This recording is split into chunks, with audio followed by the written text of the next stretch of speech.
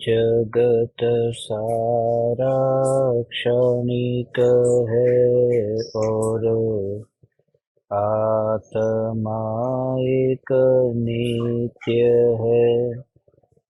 आत्मा का अनुभव बस एकमात्र नित्य है।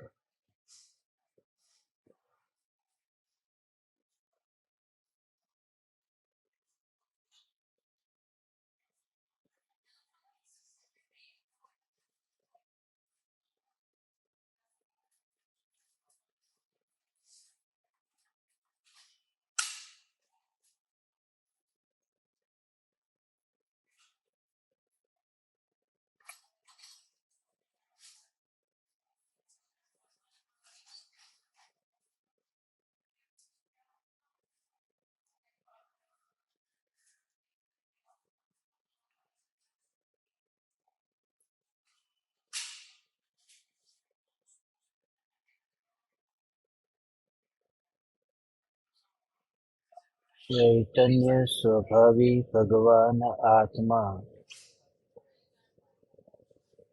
अनादि अनंत शुद्ध चैतन्य मात्र है। ज्ञान मात्र है।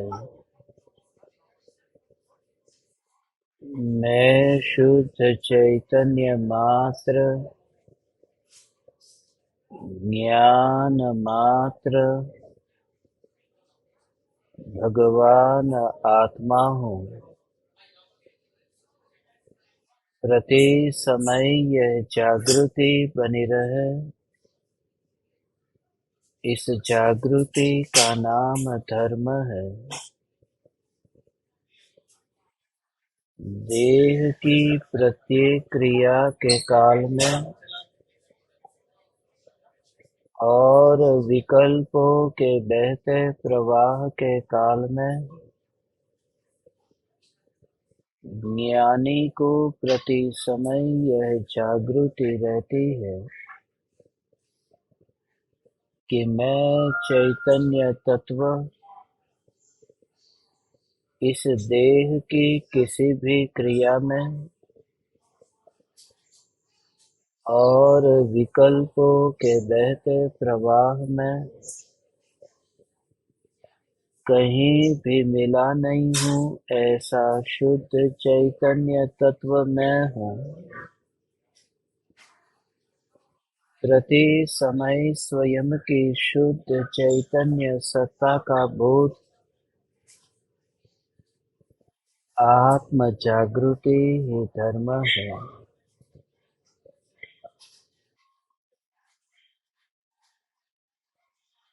चैतन्य तत्व की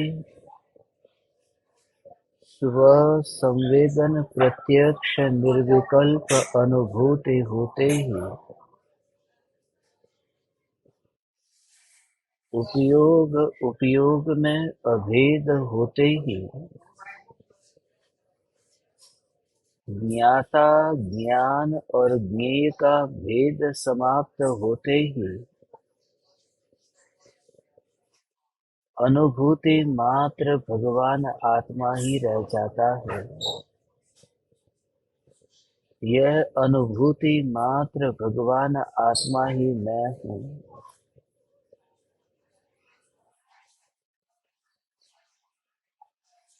उपयोग में समाते ही देह के अनंत परमाणु एक क्षेत्रावगाह रूप रहते तो है, मगर उपयोग वहां न जाने से देह रूपी संयोग का आत्यंतिक वियोग होता है। परम कृपालु देव ने आत्म सिद्धि शास्त्र की 62वीं गाथा में कल जो आत्मा और देह के बीच एक क्षेत्रावगाह संबंध और वर्तमान के क्षणिक संयोग की चर्चा की थी कि यह देह मात्र संयोग है, जड़ है, रूपी है और दृश्य है।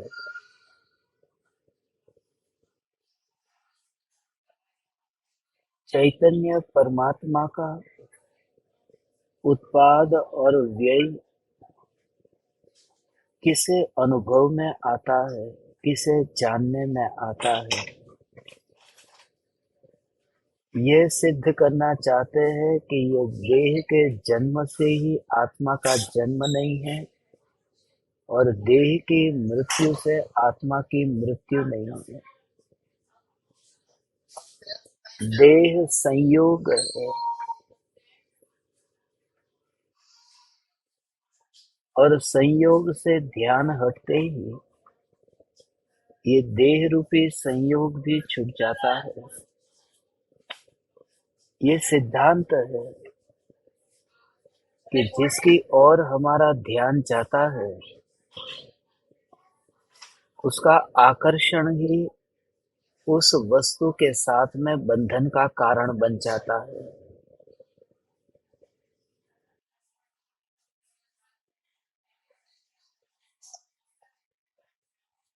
आपने कभी ये विचार किया, जितनी भी बीमारी है उन बीमारियों के काल में डॉक्टर के पास सबसे बड़ी औषधि इलाज एक ही है कि मरीज को कैसे भी करके सुला दिया जाए। इसलिए जो गहरी से गहरी और खतरनाक से खतरनाक सर्जरी ऑपरेशन होते हैं उसमें एनेस्थीसिया, उसमें नींद की गहरी ऐसी दवाइयाँ मिलाई जाती है। नींद में जहाँ पर बीमारी है, जहाँ रोग है, वहाँ पर ध्यान नहीं गया और वह बहुत ही उपयोग में आता है, क्योंकि जिसकी ओर बार बार ध्यान जाएगा तो उन विकल्पों से ही फिर वह बीमारी मिटती नहीं है। उसकी ओर से ध्यान हटा दो। और इसके प्रयोग भी परदेश में बहुत किए कि जो व्यक्ति बीमार है उसे यदि बार बार उस बीमारी को याद दिलाते जाओ तो वह जो फोड़ा शरीर में हुआ है बार बार उसका ध्यान फोड़े पर जाता है। वह फोड़ा जो 2 दिन में मिट सकता था वो 1 सप्ताह तक नहीं मिटा। अमेरिका में ऐसे प्रयोग हुए। मरीज जो बीमार है उस बीमारी की जो बीमारी बार बार उसकी ओर ध्यान जाना है और ये परम सत्य सिद्धांत है। इसलिए क्योंकि उपयोग हमारा जिसकी ओर जाता है उसे हम पानी पिलाते हैं, उसे हम और दृढ़ करते हैं। तो निर्विकल्प अनुभूति में क्या हुआ कि जो राग का विकल्प है, जो देह रूपी संयोग है, अनुभूति होते ही विकल्प की ओर से उपयोग हट गया। अनुभूति होते ही देह से उपयोग हट गया। उपयोग उपयोग में स्थिर हुआ। उपयोग उपयोग में स्थिर होने से राग को छोड़ना नहीं पड़ा। राग का लक्ष्य छूटते ही ये विकल्प ही नहीं आता कि राग है। अनुभूति जो ज्ञान की हो रही है तो राग का विकल्प आए तो मूल जो अनुभूति है वह अनुभूति से वंचित रह जाए। वहां विकल्प नहीं आता। उसका भाव यह है कि जैसे कोयले के ऊपर राख है, जलता हुआ कोयला है। उस जलते हुए कोयले को यदि कोई ऊपर छूता रहता है, गर्म का अनुभव करता है, पहले तो राख है वह बाधक नहीं बनती गर्म का अनुभव होने में। राख होने पर भी कोयले को छुएंगे तो गर्म का अनुभव होता है, और जितना जितना उसे छूते जाएंगे उतनी राख खिरती जाती है। मगर यदि कोई व्यक्ति विचार करे कि इस राख को मुझे हटाना है, तो बार बार राख की ओर ध्यान जाएगा तो वह अनुभूति से वंचित रहेगा, जो कोयले की अनुभूति। और अनुभूति ही यदि करता रहे तो राख तो वैसे भी गिर जाएगी। तो एक समय में ये दो कार्य होते हैं। ज्ञान में ज्ञान की अनुभूति होती है, उपयोग उपयोग में स्थिर होता है, और उस समय जो पूर्व की जितनी भी वासनाएं राग और द्वेष के भाव थे, वह राग द्वेष के भाव का लक्ष्य छूटने से वे राग और द्वेष के भाव भी मर जाते हैं, क्योंकि उदय में आए उपयोग का उसके साथ में जुड़ना नहीं हुआ। उपयोग का जुड़ना नहीं हुआ माने लक्ष्य ही नहीं दिया। और राग द्वेष से बड़ी बीमारी और कौन सी है? इसलिए बीमारी की ओर ध्यान न जाए तो ही बीमारी मिट सकती है। जैसे राग की ओर ध्यान नहीं गया और शुक्ल ध्यान में लीन हुए तो पूर्ण वितरागी हुए और केवल ज्ञानी हुए। अंतर मुहूर्त में केवल ज्ञान हुआ। अब भरत चक्रवर्ती को जब अंतर मुहूर्त में केवल ज्ञान होता है, तो बाहुबली के प्रति जो कषाय का भाव है, उस कषाय के भाव को छोड़ने के लिए वे आत्मा के ध्यान में लीन थोड़ी हुए। वो तो स्वरूप का इतना अहोभाव आया जो चौथे गुणस्थान में थे। सहज ही ऐसी परिणति निर्मल हुई, उपयोग अंतर्मुख हुआ। मुनि होते ही अंतर मुहूर्त में केवल ज्ञान हुआ। वो कषाय का लक्ष्य नहीं था। इसलिए इसकी फिक्र न करना कि कितना कषाय पड़ा है कषाय कहाँ पर पड़ा है। यदि अनुभूति है, जब तुम कोयले को छूते हो और अनुभव होता है, उस समय यदि कोई व्यक्ति तुम्हें प्रश्न पूछे कि राख को तुम खिरा रहे हो या नहीं, या फिर राख गिर गई खिर रही है या नहीं, तुम कोई जवाब नहीं दोगे। अनुभूति उसका नाम है, क्योंकि गर्म का अनुभव ऐसा हो रहा है, पर राख तो खिर रही है। मगर राख को गिनती करते करते करते एक एक परमाणु को नहीं खिरा रहे हो। वह जो राख का खिर जाना कितना सहज है, ऐसे ही राग के विकल्प का गिर जाना इतना ही सहज है। ज्ञान ज्ञान में अनुभव में आने से राग दूर हो जाता है, राग गिर जाता है। ऐसे ही जैसे राग गिर जाता है, ऐसे ही राख भी गिर जाती है। तो जैसे केवल ज्ञान हुआ, अब उपयोग आत्मा में स्थिर हुआ, अनंत काल के लिए स्थिर हुआ, तो उपयोग अब बाहर नहीं जाएगा। इसलिए परम कृपालु देव ने उस स्थिति को जली हुई रस्सी की तरह कहा। फिर वह देह भी छूट जाता है, देह के संयोग भी छूट जाते हैं, तीर्थंकर का शरीर भी छूट जाता है, समोसरण भी छूट जाता है। लक्ष्य न जाए, भगवान समोसरण में विराजमान है। रत्न जड़ित समोसरण में विराजमान होने पर भी भगवान का ध्यान समोसरण की ओर नहीं है। फिर वह समोसरण कर्म के उदय अनुसार फल देकर के दूर हो जाता है। मगर दूर होता है, ये तो प्रकृति की व्यवस्था है। महावीर भगवान जो ध्यान में लीन है, उनके लिए कहाँ कौन सा समोसरण दूर हुआ। कल मैंने आप ज्ञान दीपकों को उस अनुभूति के लिए कहा कि तुम ज्ञान ज्ञान ज्ञान ज्ञान की अनुभूति में इतने अभेद अपने को अनुभव करो कि ये देह के जो परमाणु है, ये देह के परमाणु गिर गए हैं, छूट गए हैं, दूर चले गए हैं, उतना भी भाव न आए। इसलिए कल देह के साथ में जो आदत जीने की हो गई है, कल मैंने आपको आईने में देख करके ये विचार करने को कहा था कि ये देह के परमाणु बस यही मेरी जीवन रेखा है, क्या इतना ही मेरा रूप और रंग है? और उस समय पास में किसी को लेकर के मत बैठना। यदि कल का प्रयोग अधूरा है तो आज फिर से करना।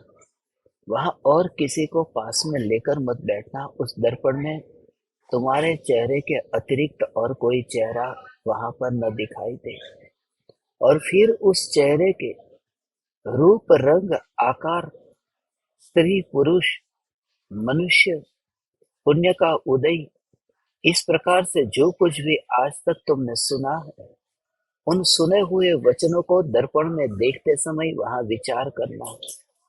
और फिर ज्ञान को अलग से, जो ये विचार आ रहा है, उस विचार को भी जो जान रहा है, वह जानने वाला ज्ञान उन विचारों से अलग है। ये दर्पण में प्रतिबिंबित होते हुए परमाणुओं से अलग है। इस प्रकार से मात्र ज्ञान को ग्रहण कर, और मात्र ज्ञान को ग्रहण करने पर उस समय तेरे कषाय भावों की भी कसौटी हो जाएगी। फिर इन परमाणुओं में अब तुझे सामने जैसे तुझे दर्पण दिखता है ना, उस समय दर्पण में और चेहरे में तुझे कोई फर्क न दिखेगा, क्योंकि ज्ञान दर्पण तेरी श्रद्धा में आ गया। कैसे फर्क न पड़ेगा? कोई पत्थर लेकर के उस दर्पण को तोड़ दे, जिस दर्पण में तू देख रहा है, तो अभी कैसा लग रहा है? अभी दर्पण को कोई पत्थर से फोड़ दे, तोड़ दे, तो तुम्हें ऐसा तो नहीं लग रहा है ना कि मैं मर गया, मैं कट गया, मैं टूट गया। तो ऐसे ही जब चेहरा कट जाए, चेहरा टूट जाए, तो उस समय भी दर्पण की तरह ही तुम्हें दूर दिखाई देगा। इसे ऐसे समझो कि तुम खड़े हो धूप में, और कोई तुम्हारी परछाई पर जोर से तलवार लगाए, प्रहार करे, और तुम कैसे निर्भय होकर के देखते हो। जैसे परछाई पर कोई तलवार लगाए और तुम चुपचाप देखते रहो, ऐसे ही तुम्हारे शरीर के ऊपर कोई तलवार से वार करे, शरीर के ऊपर, उस समय भी तुम्हें ऐसा ही लगेगा कि परछाई के ऊपर कोई तलवार से वार करता है। मगर परछाई के कटने से कोई शरीर थोड़ी कट जाता है, दर्पण के फूटने से कोई चेहरा थोड़ी घायल हो जाता है। ये तब हो सकेगा जब तुम एक दिन के लिए नहीं, बार बार बार बार जब तुम इस प्रकार का अभ्यास करोगे, तब ये पता चलेगा कि ये देह मात्र संयोग है। आज परम कृपालु देव ये कहते हैं कि ये जो देह संयोग है, रागादि विकारी भाव, ये संयोगी भाव है, उससे अलग ऐसा जो जानने वाला ज्ञान है, वह ज्ञान देह से अलग है, वह ज्ञान नित्य है। आज बहुत सूक्ष्म विषय पर हमें चर्चा करनी है, स्वरूप को बहुत सूक्ष्मता से समझना है। एक ज्ञान दीपक जो जानने का कार्य होता है, परम कृपालु देव इस जानने वाले भगवान आत्मा को नित्य कहते हैं। अब आज तक जो हमने सुना है, वे सुने हुए वचन तो ऐसे हैं कि जानने का कार्य तो पर्याय में होता है, जानने वाली तो पर्याय है। द्रव्य तो जानता नहीं, द्रव्य कार्य रूप परिणमित होता नहीं। तो आत्मा जानता है और आत्मा नित्य है, जानने वाला तो नित्य है। अब जानने वाला नित्य कहाँ है? जानने वाला तो वो परिणाम है ना, वह तो अनित्य है।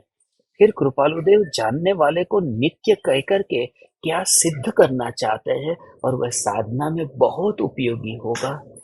इससे पहले हम ये गाथा पढ़े, 63वीं गाथा है, तो आज ध्यान से आप सुनेंगे तो आपको ये ख्याल में आएगा कि परम कृपालु देव ने शिष्य को सिर्फ आगम की शैली से आत्मा नहीं समझाया है, अध्यात्म की शैली से आत्मा समझाया है।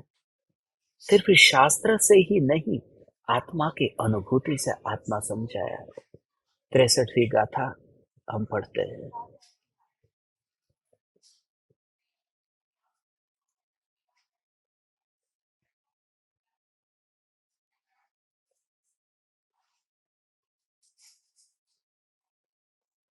जेना अनुभववश्य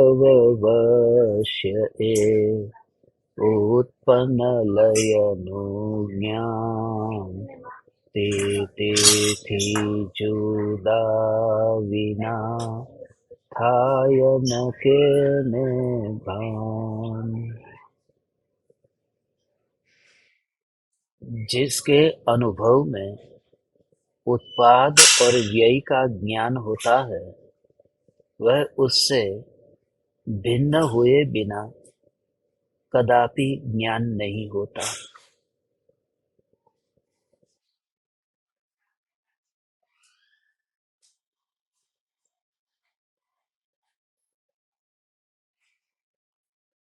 बासठवीं गाथा में जो कृपालु देव ने शंका के रूप में समाधान किया था, और 63वीं गाथा में उत्तर के रूप में समाधान करते हैं, इन दोनों को आप देखेंगे तो समझ में आएगा। यहाँ देखो 62वीं गाथा में क्या लिखा था।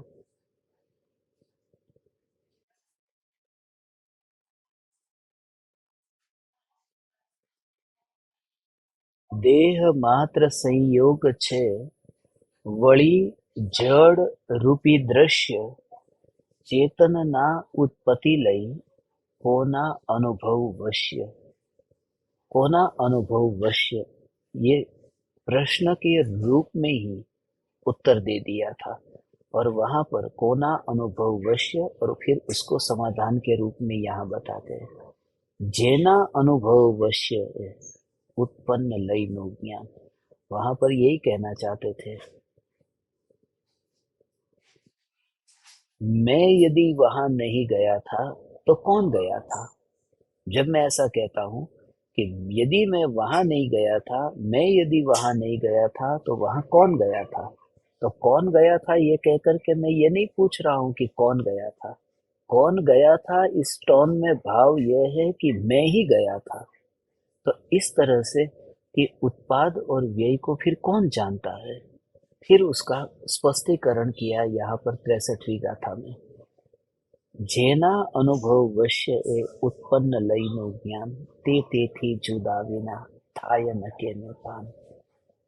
ये जो जानना है, ये पर्याय में होता है, मगर पर्याय में जो जानना होता है, वह शक्ति पर्याय में जो जानने की जो शक्ति है, वो आई कहाँ से। तो असली बात जो ये पर्याय में जानने का कार्य उत्पन्न हुआ, फिर व्यय हुआ। यदि वो जानने की पर्याय के कारण ही जानने की शक्ति होती, जानने की पर्याय का आधार ही जानना होता, तो फिर जैसे ही वो पर्याय का व्यय हो गया, तो फिर अगली पर्याय में फिर जानना क्यों होता है। फिर वो जानने की शक्ति पर्याय की थी, वो खत्म हो गई। फिर ये नई पर्याय जानने की आई कहाँ से। तो नई पर्याय जो जानने की आई, वो जो द्रव्य में जो शक्ति पड़ी है जानने की, वह पर्याय में व्यक्त होती है, मगर वो शक्ति तो द्रव्य की है। वो शक्ति त्रिकाली ध्रुव भगवान आत्मा की शक्ति है। वो व्यक्त जहां से होती है, तो उसका मतलब ये मत समझना कि वहां से व्यक्त होना अलग बात है और शक्ति स्वरूप होना ये अलग बात है। अब गाय के स्तन में से दूध निकलता है, तो कोई दूध कहीं वहीं पर से ही नहीं निकला है। उसके शरीर के सभी वहां पर जो भी परमाणु है फैला हुआ था, व्यक्त हुआ एक जगह से हुआ है। तो जहां से व्यक्त हुआ उसको शक्ति मत मानो। शक्ति मतलब वहां पर अंदर में जो फैला हुआ है वह सब जगह पर है, वहां से वो व्यक्त हुआ है। तो जो जानना जो व्यक्त हुआ है, वो जानना जानना जानना, ये जो त्रिकाली ध्रुव की जो शक्ति है उसमें से पर्याय में व्यक्त हुआ। अब वो दिखाई देता है, जब हमें दिखाई देता है तब ऐसा लगता है कि बस वहां पर ही कार्य हुआ है, मगर वो कार्य के पीछे, जैसे अभी तिल है, तिल में से तेल निकला है, मगर वो शक्ति तो तिल की है ना। वो तेल व्यक्त हुआ, शक्ति बाहर में प्रकट हुई। तो ऐसे ही जानना जानना जानना जानना जानना जानना जानना, ये जो कार्य है ना, ज्ञान से न्यायक तक में, इसके लिए बहुत सूक्ष्म बात बताई है। इतनी सूक्ष्म बात है ज्ञान से न्यायिक तक में कि आत्मा जानता है कि ये ज्ञान जानता है। जानने का कार्य तो ज्ञान का है, ज्ञान का कार्य जानने का है ना। कितना सूक्ष्म भाव वहां पर बताया है।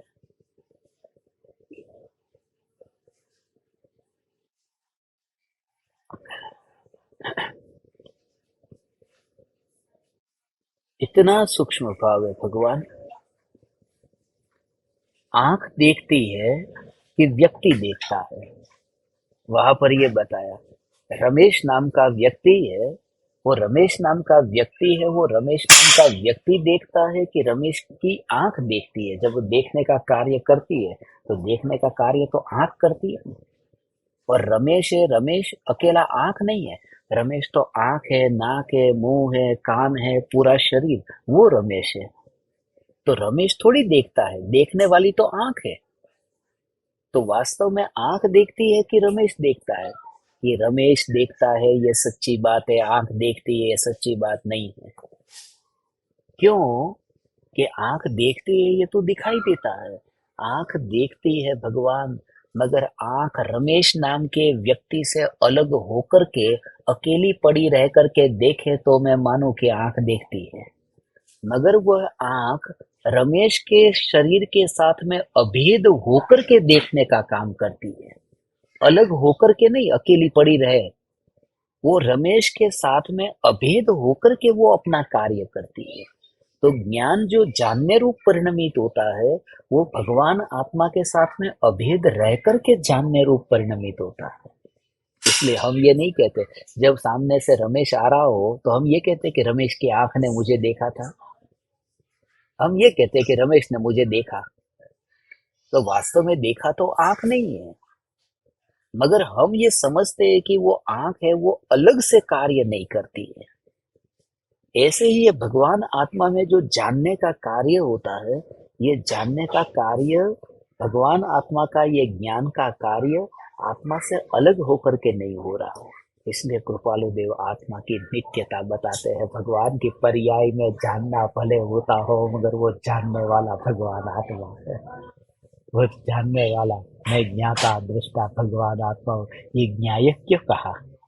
न्यायक कहा ना, ज्ञेयों को जानता है वही न्यायक है। अब न्यायक पर्याय है कि न्यायक द्रव्य है? अब न्यायक शब्द जो बना है, ज्ञेयों को जानने वाला न्यायक है।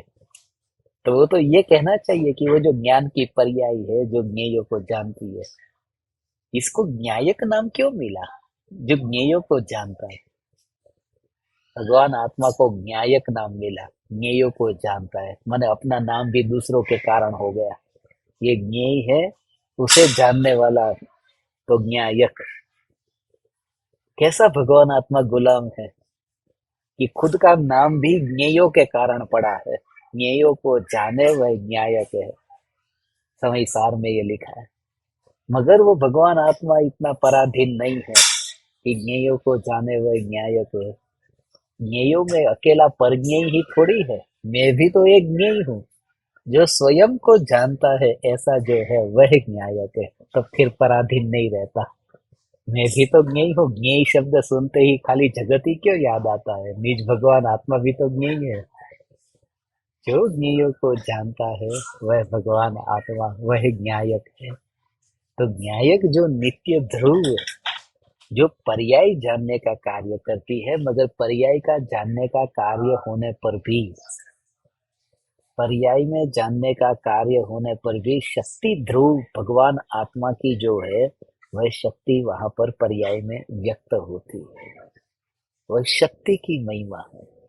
पर्याय तो नियम से मर जाती है, वो शक्ति नहीं मरती। एक माँ है, उसका एक बेटे का जन्म हुआ और वो जन्म होते ही मर गया। दूसरे बेटे का जन्म हुआ, जन्म होते ही मर गया। ऐसे ही कितने बच्चे पैदा हुए और मर गए। तो रो रही है कि मेरे बच्चे जन्म लेकर के ही मर जाते हैं। मगर उसकी जो सखी है, वो कहती है कि तू रो मत, तेरे बच्चे मर रहे हैं ना। बच्चे पैदा करने की शक्ति कहाँ मर गई है? अभी और बच्चे होंगे। शक्ति थोड़ी मर गई है। दोनों बात, बच्चा मरना अलग बात है, और बच्चा पैदा हो, ये शक्ति जो है वो मर जाए अलग बात है। तो पर्याय मर जाती है, मगर द्रव्य में से जो पर्याय जन्म ले, ऐसी द्रव्य की शक्ति थोड़ी मर जाती है। और वह शक्ति नित्य है, इसलिए जानने वाला तो नित्य है। भले पर्याय में जानने का कार्य हो रहा है भगवान। हो हो है। समझ में आ रहा है भगवान, ये जो पर्याय का जो परिणमन है, ये पर्याय का परिणमन हो। ये पर्याय कितनी सूक्ष्म बात है ये। आज तक एकांत से ऐसे पकड़े कि अरे बस जानने का कार्य तो पर्याय में होता है, मैं जानने वाला हूँ ही नहीं, मैं जानने वाला हूँ ही नहीं। अरे जानने वाला भगवान आत्मा जो ज्ञाता दृष्टा है, जो न्यायक है, उसके इस समय की पर्याय का व्यय, अगले समय की पर्याय का उत्पाद, उन दोनों के बीच में अकेला ऐसा ऐसा देखोगे ना कि ये पर्याय अलग है, दो पर्याय के बीच में कोई संबंध ही नहीं है। पहले की पर्याय तो मर गई और नई पर्याय उत्पन्न हुई, दो पर्याय के बीच में कोई संबंध नहीं है।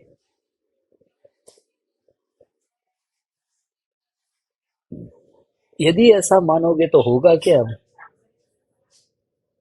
कैसा ये राज है, कोई जीव मनुष्य है और मनुष्य भव में यहाँ पर उसे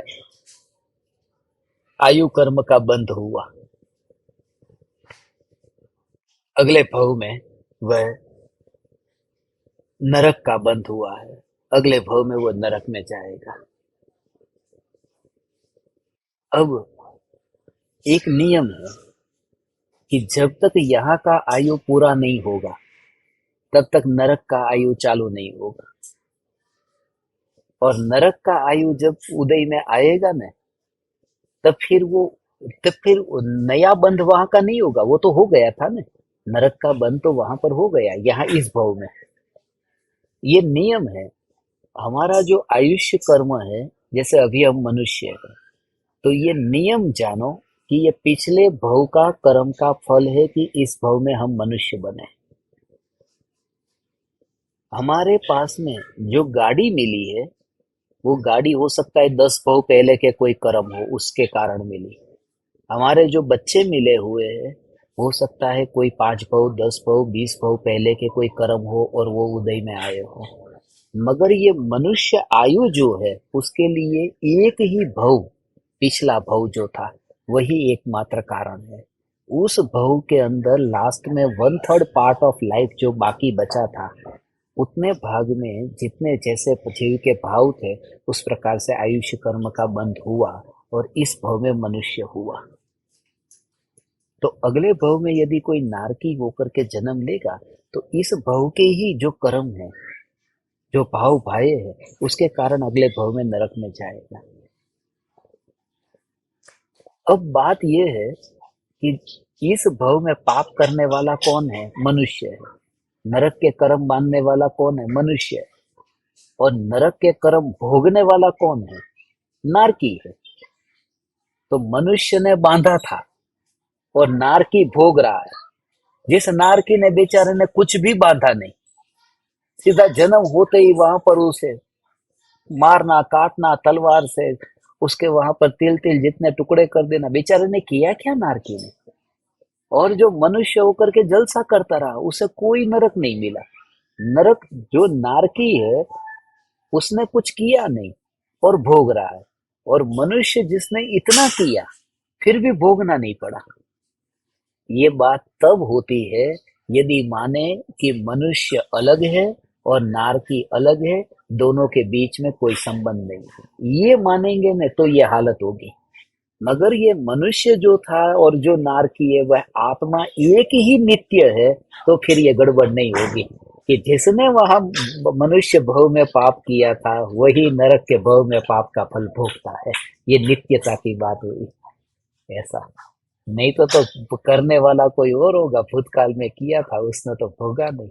यदि पर्याय की ऐसी कहाँ पर कौन सा सिद्धांत घटित करना है ना, ये कृपालु देव ये कला सिखाते हैं। किस सिद्धांत को कहाँ किस रूप में, कि पर्याय की स्वतंत्रता लेनी है तो कहाँ लेनी है। पर्याय दृष्टि छुड़ाने के लिए पर्याय की स्वतंत्रता बताई है। वस्तु का स्वरूप समझने के लिए तो ये भी जानना कि मैं ही मनुष्य हूँ और मैं ही नरक में जाऊंगा, मैं ही मनुष्य हूँ मैं ही स्वर्ग में जाऊंगा, इसलिए इस भव में मैं ऐसे कर्म न करूं कि नरक में जाना पड़े, स्वर्ग में जाना पड़े। मैं ऐसा कोई कर्म करूं कि जिससे मैं छूटूं। माने उसके अंदर ऐसा विचार ऐसा आना चाहिए कि हर जगह पर है ना, वहां पर पर्याय से न्यारा घटित करने बैठेगा ने, तो ये नित्यता सिद्ध ही नहीं हो पाएगी। इसलिए पर्याय का पर्याय के रूप में स्वीकार करके उसकी शक्ति का भी स्वीकार करना है। और परिणाम कैसे क्षणभंगुर है। जैसे मैंने आपको कहा, किसी का आयुष्य 81 वर्ष का है। अब 81 वर्ष में तो 54 वर्ष तो 2/3 हो गया, 27 वर्ष 1/3 हो गया। अब वो 27 वर्ष में भी 2/3 करो तो कितना हो जाएगा? 18 साल। 27 का 2/3 तो 18 साल हुआ। तो 54 प्लस 18 तो 72 हुआ ना। तो ऐसे 8 टुकड़े होते हैं, पहला, दूसरा, तीसरा, चौथा। पहले टुकड़े में बंद नहीं हुआ तो फिर दूसरे में होगा, दूसरे में नहीं हुआ तो तीसरे में होगा। ऐसे 8 भाग। और फिर 72 साल हो गए, ये दूसरा भाग। फिर 9 साल बाकी बचे, तो 9 साल के फिर वो 2/3 करके वो 6 साल और 3 साल हो जाएंगे। तो फिर 78 साल वाला जो तीसरा पॉइंट आएगा। फिर जो 3 साल बाकी बचे, उसमें 2 साल और 1 साल, तो 80 साल में एक फिर चौथा पॉइंट आएगा। ऐसे करते करते फिर 12 महीने, उसमें 8 महीने और 4 महीने, तो 80 साल और 8 महीने का टाइम। ऐसे करते करते ये 8 में से एक भाग में जन्म आयुष्य कर्म का बंद होता है, अगले भाव का। अब ये भी परिणामों का स्वरूप विचार करने जैसा है। आज जो आतंकवादी है, कसाई है, उसको मनुष्य का भाव मिला न, तो पूर्व में महापुण्य कर्म, ऐसा महापुण्य का बंद हुआ होगा, तब जाकर के वो मनुष्य बना कि नहीं। और कितने भव पहले महापुण्य किया था पिछले भव में, क्योंकि आयुष्य कर्म तो एक भव का ही बनता है। तो 100% पिछले भव में। अब तुम जरा विचार करो, कसाब जो है, लादेन जो है, वो जो बने हैं ना, वो कितना महापुण्य बांधा होगा तब जाकर के मनुष्य बने। क्योंकि परम कृपालु देव ये कहते, बहु पुण्य केरा पुंज थी, शुभ देह मानव नो मरे। ऐसा है, तो शुभ देह मानव नो। अब वो वहां पर ऐसा नहीं कहा कि भारत के मानव का या फिर पाकिस्तान के मानव का। मानव का देह मिलना यही बहुत बड़ी बात है। ये बहु पुण्य केरा पुंज थी। तो जिस व्यक्ति को वहां पर, तुम विचार तो करो कैसे भाव, कैसे कैसी जगह पर। अब जो बच्चा है मनुष्य के रूप में, वहां वहां पिछले भव में से मर करके यहाँ मनुष्य के रूप में पैदा हुआ। अब मानो ऐसे ही घर में पैदा हुआ जहाँ बचपन से ही मांस मछली खाई जाती है, अब वही वो खाने लगा। तो पिछले भव में उसके परिणाम कितने उत्कृष्ट रहे होंगे कि मनुष्य हो। वरना तो आयुष्य ही नहीं बनता मनुष्य का। और अंतिम घड़ी के परिणाम पर, क्योंकि वो तो 2/3 पूरा होने के बाद आयुष्य बनता है ना। बाकी 7 कर्म तो निरंतर बनते रहते हैं। आयुष्य कर्म लास्ट में 1/3 में बनता है। तो अंत में वो मरने के समय में उस जीव के परिणाम कितने उत्कृष्ट रहे थे, और यहाँ आकर के फिर सडनली परिणाम कैसे चेंज हो गए कि मांस खाना है, फिर या व्यसनों का सेवन करना है। तो ये जो परिवर्तन, जो परिणामों का है, कृपालु देव उस परिवर्तन के अंदर कुछ ऐसा है जो नित्य टिक करके रहता है। कौन जानता है? अनित्यता को जानने वाला अनित्य नहीं है, वह तो नित्य है। एक व्यक्ति है, जिस व्यक्ति अभी जो अस्पताल में है, अभी जी रहा है। ऐसा बहुत बार होता है। जन्म हुआ अस्पताल में, बच्चा पैदा हुआ, थोड़ी देर जिया और फिर मर गया।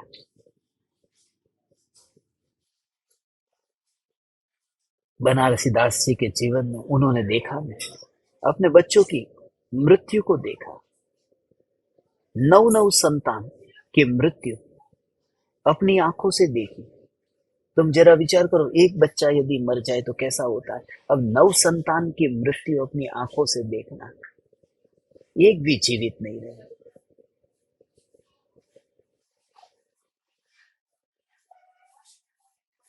और तो भी यहाँ पर दोनों बात समझने जैसी है कि उनकी स्थिति कैसी होगी। और यहाँ कोई दूसरा ये भी सोच सकता है कि अरे ज्ञानी होकर के फिर एक बच्चा नहीं जीता है तो फिर वो रुके क्यों नहीं, फिर दूसरा तीसरा, ये क्यों, ऐसा भाव भी उनको क्यों आता गया। ये भी मैं तुमसे कह दूं, ज्ञानियों के जीवन में किसी ऐसे प्रकार के भी भाव आ सकते हैं। अब नव संतान, जन्म हो मरे, जन्मे मरे, जन्मे मरे, 7 पुत्र और 2 पुत्री।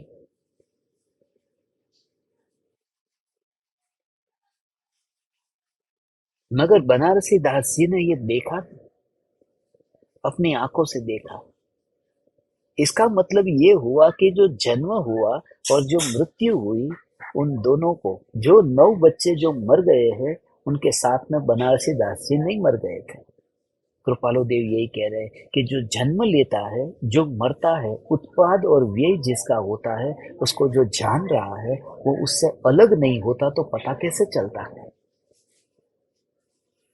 नहीं तो उसके मरते ही वह जानने वाला भी मर जाना चाहिए था। तो वो जानने वाला में भगवान आत्मा पर्यायों के मरने पर भी मैं नहीं मरता हूँ, शक्ति नहीं गई, पर्याय मर गई है।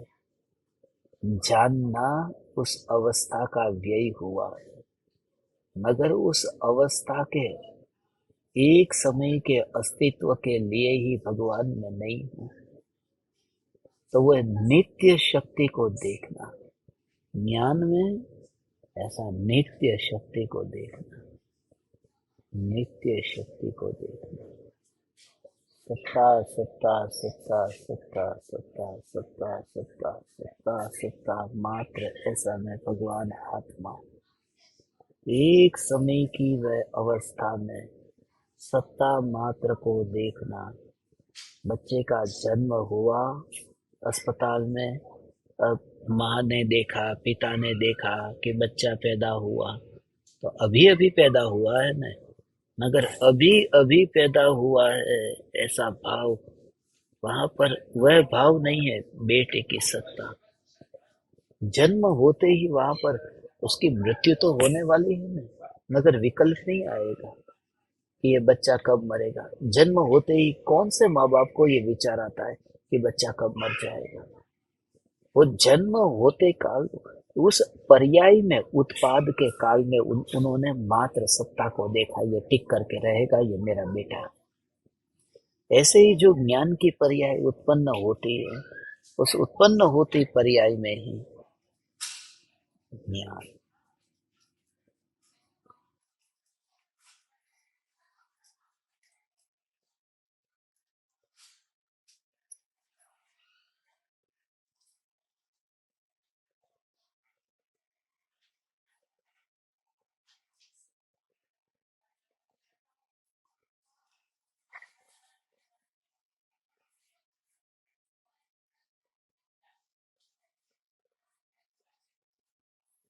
जो उसको अनुभव करता है,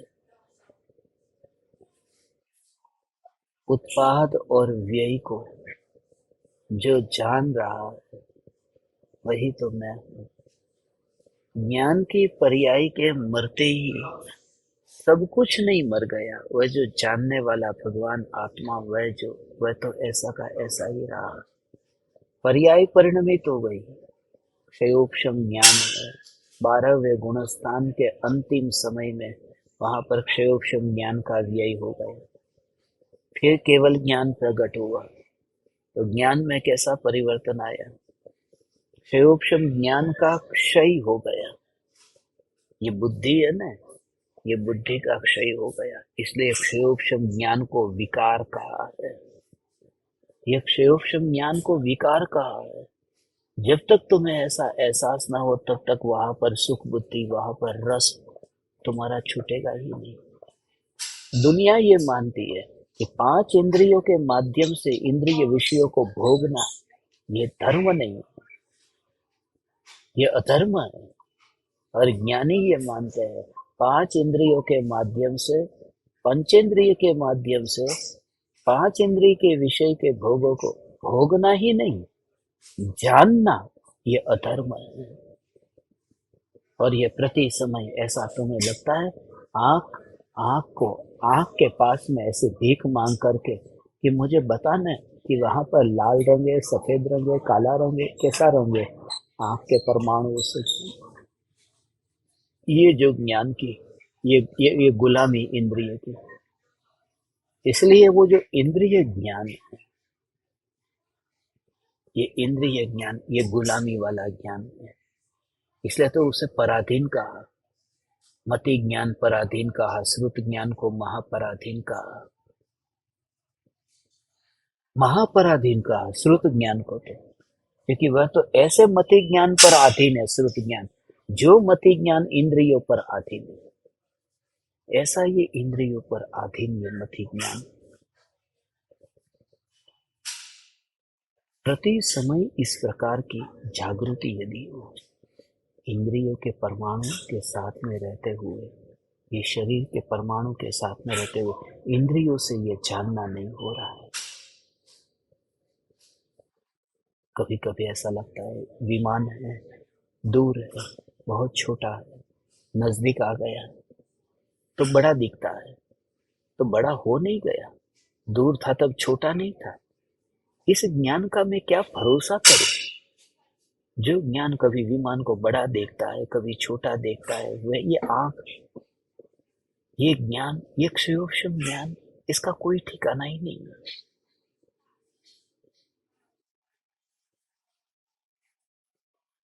इस वजह से ये इंद्रिय ज्ञान का रस छूट जाता है। जिसके अनुभव में ये उत्पाद और व्यय का ज्ञान होता है, वह जानने वाला भगवान आत्मा ये नित्य है। तो कार्य पर्याय में होता रहे, उसका दूसरा कोई भी इलाज नहीं है। मगर पर्याय में जब वह कार्य होता रहे,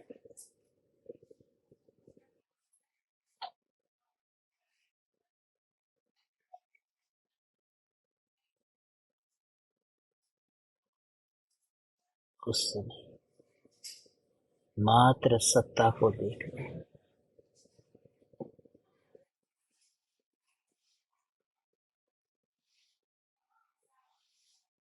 मैंने पानी पिया, एक बूंद, दूसरी बूंद, तीसरी बूंद, चौथी बूंद, एक एक बूंद बूंद पानी में पीता जा रहा हूं।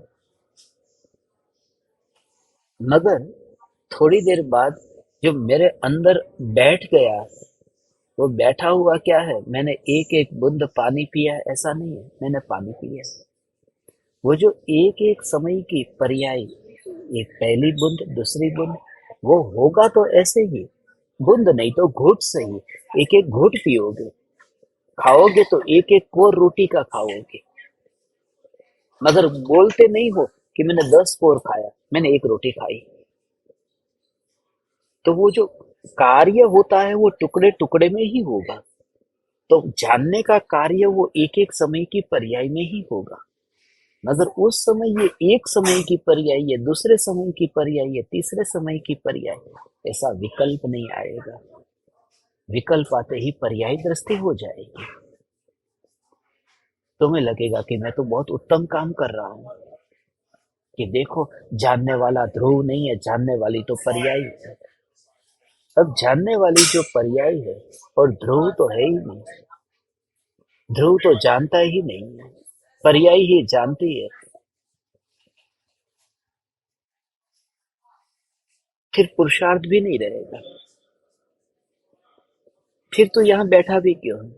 फिर तेरा संसार भी नहीं, फिर मोक्ष भी नहीं, फिर देवशास्त्र गुरु भी नहीं, फिर अकेला ध्रुव ही ध्रुव है। तो इसलिए कहा कि पर्याय में ये सब का स्वीकार करना, कि ये सब पर्याय में होता है, मगर तकलीफ ये है कि ये पर्याय पर दृष्टि करने से मिथ्यात्व होता है, विकल्प होता है। इस वजह से इनके ऊपर दृष्टि करने का मना किया है। गुरुदेव इसके ऊपर कितना समझाते थे कि पर्याय का मना नहीं किया है, पर्याय के बिना तुझे अनुभूति होगी कहाँ? पर्याय के बिना तेरे ज्ञान में जो लोकालोक झलकेगा वो झलकेगा कहाँ? पर्याय के बिना अतीन्द्रिय आनंद का वेदन होगा तो होगा कहाँ? सब होगा पर्याय में, मगर तू उस समय वो विकल्प से छूट गया है। कि ये पर्याय है, ऐसे विकल्प से छूट गया है। तो ये परम साधना आराधना है। परम कृपालु देव जो कहते हैं, देखो भगवान,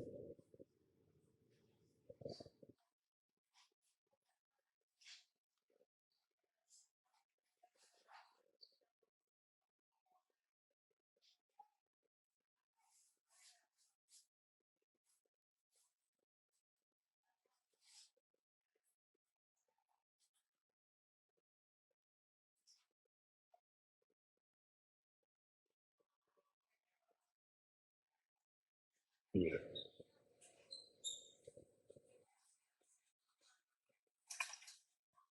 जेना अनुभव वश्य ए उत्पन्न लयनु ज्ञान, ये अनुभव को साथ में लिया है कि ये अनुभव में उत्पाद और व्यय का ज्ञान होता है। ये भी वस्तु का स्वभाव है। उत्पाद और व्यय, इसके प्रति नफरत नहीं करना है, नहीं तो फिर राग द्वेष छूटेंगे ही नहीं।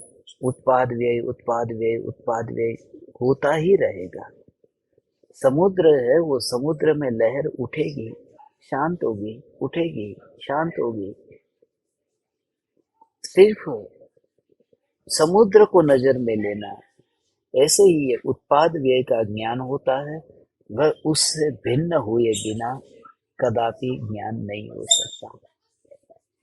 जो ज्ञान हुआ है वो ज्ञेय चला गया। शरीर क्षणिक है, मगर जानने वाला क्षणिक नहीं है। गुरुदेव ये कहते थे कि रात को जो सपना आया, अब सपना तो क्षणिक है। अब सपने में ऐसा विचार आया है कि मैं राजकुमार हूँ, तो ये राजकुमार हूँ, ये सपना क्षणिक है। सुबह उठ करके हम सबको कहते हैं कि रात को मुझे सपना आया था, तो ये सपना आया था, सपना तो क्षणिक है।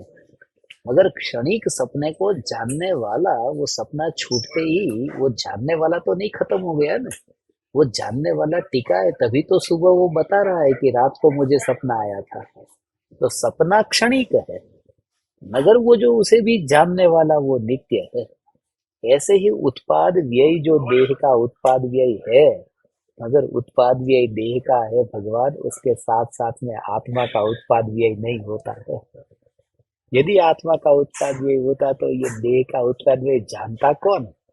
ये सपना छूटते ही व्यक्ति मर जाता, तो सुबह ये दूसरे को कहता है कि मुझे सपना आया था, ये कौन कह रहा है? ऐसा मैं नित्य भगवान आत्मा हूँ।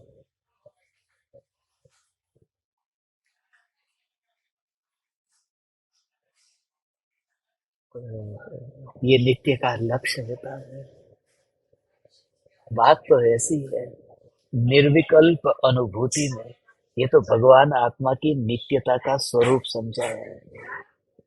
सत्य ये है, निर्विकल्प अनुभूति में भगवान आत्मा नित्य है। मैं नित्य हूँ, मैं नित्य हूँ, मैं नित्य ही हूँ, ऐसा अनुभव भी नहीं होता है। उसका अब थोड़ा भाव बताता हूँ। ऐसा अनुभव भी नहीं होता। त्रिकाल,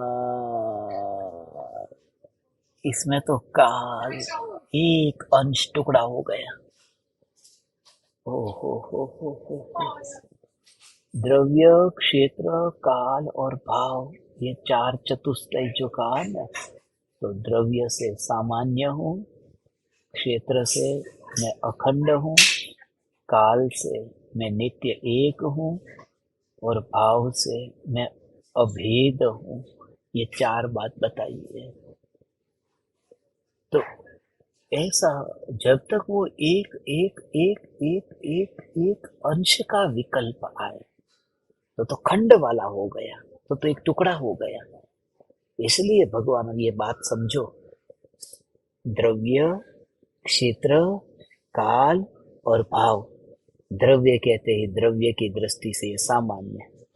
द्रव्य कैसा है? सामान्य है, पर्याय विशेष है। द्रव्य में वहां पर ऐसे देखे तो द्रव्य है वह अखंड है। फिर द्रव्य है वह एक है, और द्रव्य है वह अभेद है। द्रव्य क्षेत्र, क्षेत्र की बात आती है तब अखंड कहते हैं। खंड माने टुकड़े, तो असंख्य प्रदेशों में अखंड है ना, तो ऐसा अखंड। और तीसरा है काल की अपेक्षा से नित्य है, और चौथा है भाव, भाव की अपेक्षा से ये भगवान आत्मा अभेद है। तो ये चार बात जो बताई, मगर किसी एक का अनुभव हो और वही अनुभव में आए, वही अनुभव में आए तो विकल्प हो जाएगा, भेद का विकल्प हो जाएगा। वहां पर उसका विकल्प नहीं है। इसलिए जब ये बात कैसी हो जाएगी कि कोई व्यक्ति गुड़ को चखता है और उसे कोई पूछे कि कैसा अनुभव हो रहा है, कि मीठा, यदि मीठे का अनुभव हो रहा है, मगर वो मैं मिठास को चख रहा हूँ, उसमें तो भेद हो गया। मिठास अलग है और गुड़ अलग है, ऐसा नहीं है। वो गुड़ को ही चख रहा हूँ। ऐसे ही जहाँ पर ये नित्य, नित्य कहते ही अकेला काल नहीं लेना है। नित्य कहते ही उसमें द्रव्य क्षेत्र काल भाव सहित पूरा जो द्रव्य है, स्व चतुष्टय में स्थित और अनंत गुणों से जो भरपूर ऐसा जो द्रव्य है, वो पूरा द्रव्य वहां लेना है। आत्मा का अनुभव बस एकमात्र नित्य है। अनुभव नित्य है, मगर मैं नित्य हूँ, नित्य हूँ, नित्य हूँ, ऐसा करने से अनुभव नहीं हो जाएगा। भेद का लक्ष्य, क्योंकि वो भेद हो गया, काल वाला भेद हो गया। वह तो सत्ता मात्र भगवान आत्मा, जिसमें अनंत गुण अंदर भरे हुए हैं। वो बोलने के लिए ऐसा बोलने में आता है, अनुभव में ऐसा नहीं आता। भगवान ऐसा, ऐसा है। बादाम का हलवा है, तो हलवा बादाम का है ना। तो जब जीभ पे तुमने रखा और अनुभव किया, तो किसका अनुभव किया? बादाम का अनुभव किया।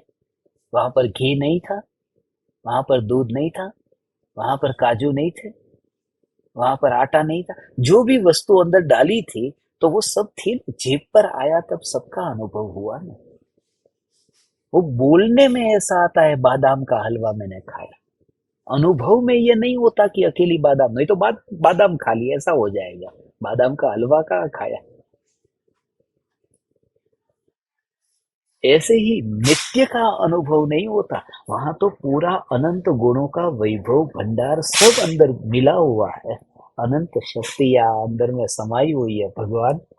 ऐसा है। ये तो बोलने में ऐसा आता है, आत्मा का अनुभव, वो नित्य का अनुभव है, क्षणिक का अनुभव नहीं है भगवान। वो बोलने में आता है बादाम का हलवा, मगर अनुभव में बादाम नहीं है।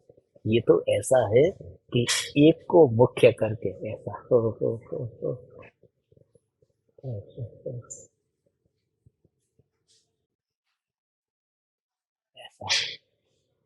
पहले रेस्टोरेंट के अंदर आप खाना खाने हम जाते थे, आप भी जाते होंगे, तो वहां पर दो प्रकार की सब्जी रहती थी, मटर पनीर और पनीर मटर।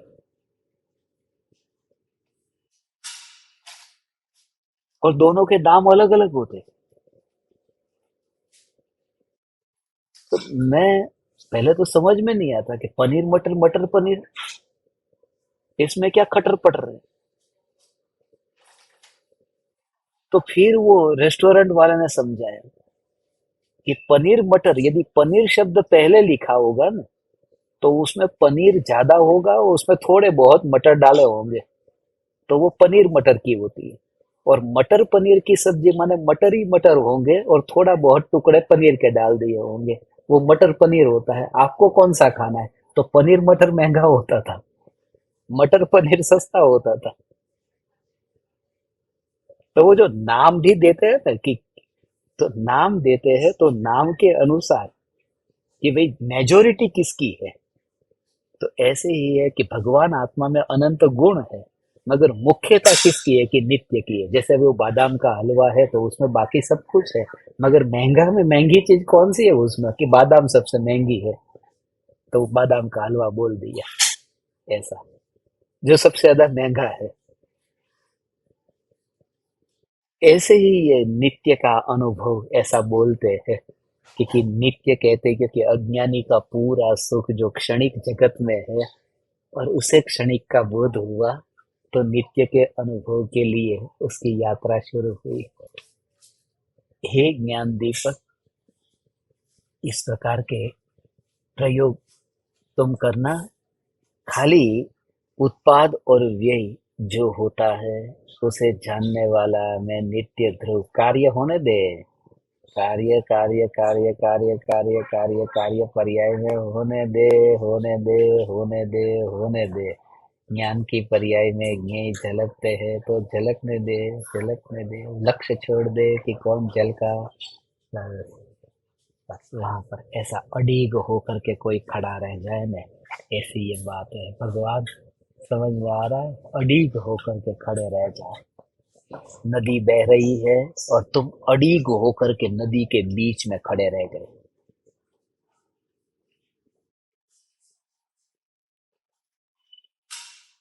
मगर कितने तुम खड़े रहोगे? आधे, अधूरे। मछली तो नहीं बन पाओगे ना। असली जिंदगी मछली को पता है। मछली जहां पानी में है तो वहां पर्याय में पानी के ऊपर वहां पर जो प्रतिबिंब पड़ता है, पानी में जो प्रतिबिंब पड़ता है, चांद का प्रतिबिंब पड़ा तो अष्टमी का चांद का प्रतिबिंब पड़ा, दूज के चांद का प्रतिबिंब पड़ा, पड़ा ना प्रतिबिंब। तो मछली कहेगी कि भाई प्रतिबिंब क्यों पड़ता है इसके अंदर। मछली हिसाब रखेगी, पड़ेगा या नहीं पड़ेगा प्रतिबिंब, क्योंकि प्रतिबिंब पड़ेगा। तेरी ज्ञान की पर्याय में जो भी ज्ञेय झलकते हैं झलके, वो उसका स्वभाव है। ज्ञान की पर्याय में जो ज्ञेय झलके वो झलके। खाली तू पानी में से बाहर मत निकल, क्योंकि तेरा जीवन पानी है।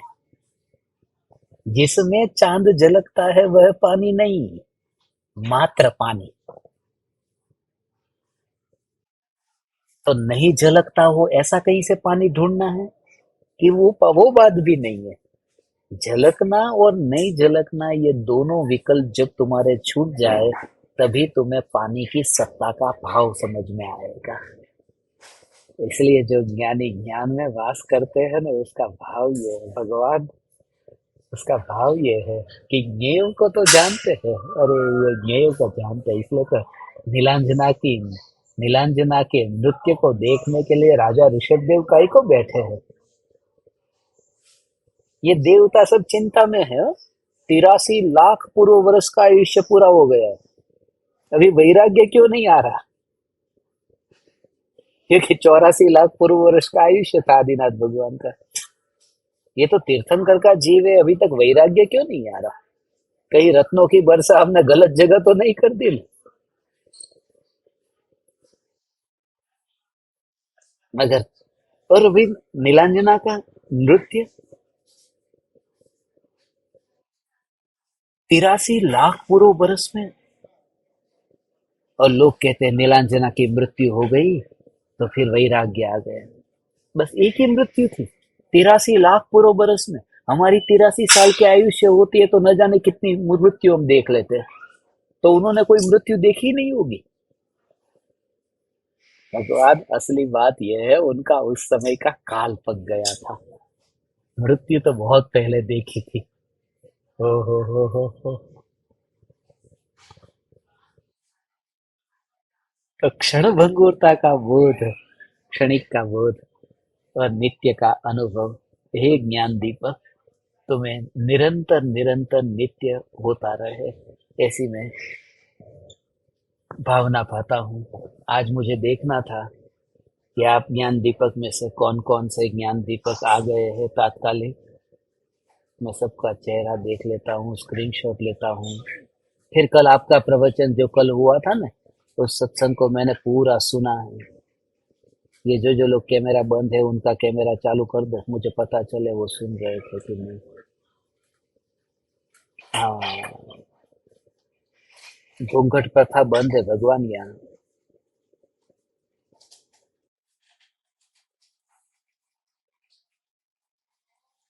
बहुत अच्छा। 10 मिनट 15 मिनट पहले ही कुछ मैसेज भेजा।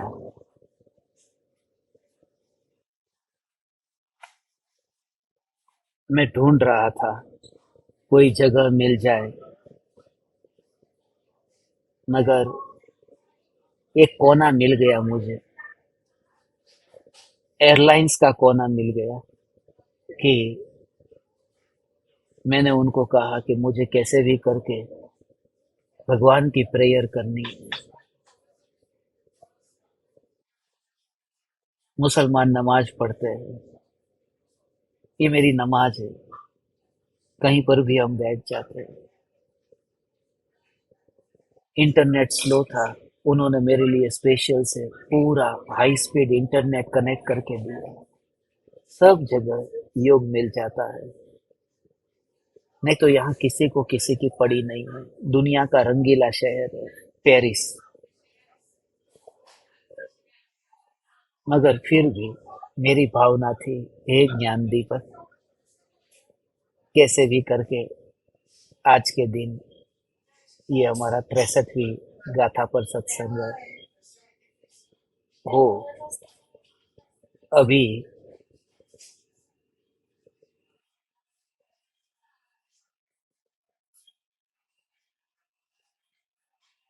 कल 64वीं गाथा पर सत्संग होगा। आपके भारत के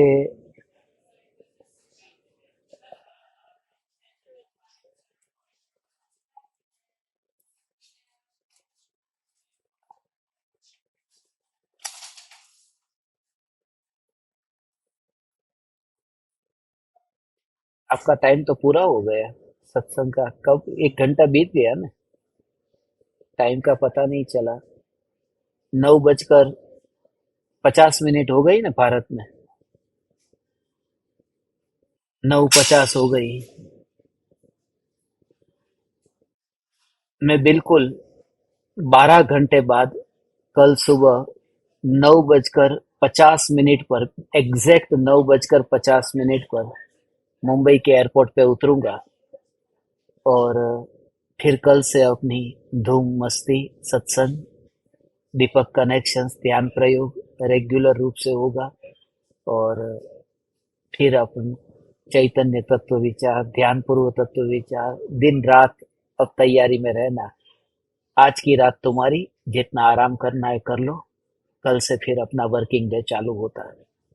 आप समस्त ज्ञान दीपकों को मेरे हृदय के अंतःकरण से प्रणाम करता हूँ। जल्दी से जल्दी हम मिलते हैं। चैतन्य चैतन्य चैतन्य।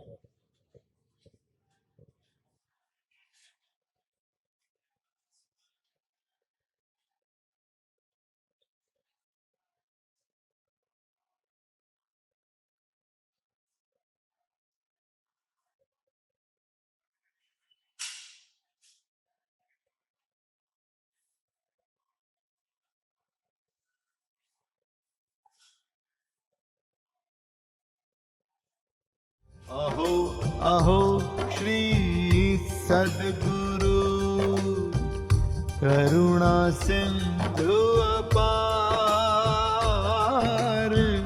इस पामर पर प्रभु किया अहो अहो उपकार, अहो अहो उपकार। देह सहित जिनकी दशा, वरते देहातीत, उन ज्ञानी के चरण में